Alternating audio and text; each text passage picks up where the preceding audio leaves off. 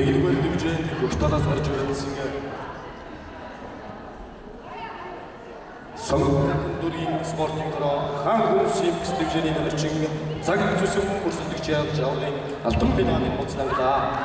Одоо 1-р дивизион 46 кг-ийн жингийн алтан медалийн төлөвлөлтөд явна.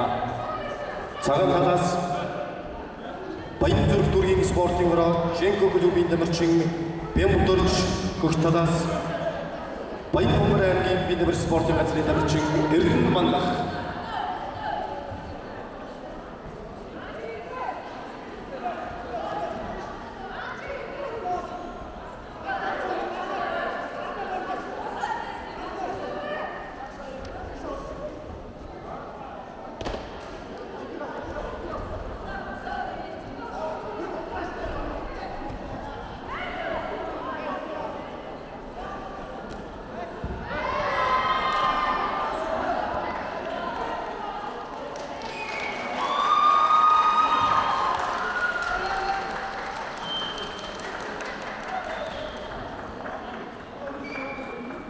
Хоёрдугаар дивизионд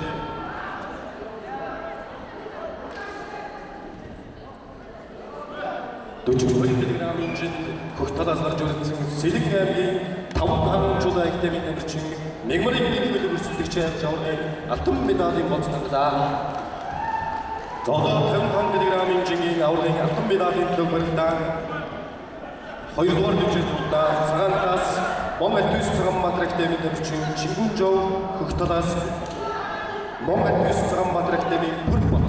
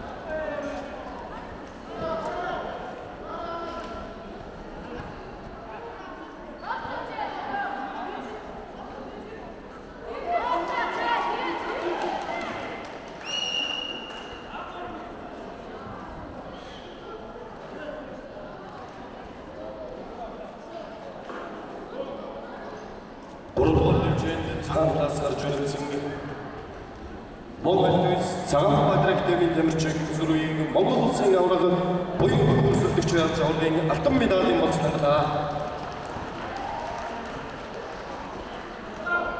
60 кг-ийн жингийн алтан медалийн төлөвлөлтөд 3-р дивизионд явагдсан цагаан талаас Монголын академийн нэрчин Бөмбөндөл Хөгтадаас Сүхбаатар аймгийн Гандан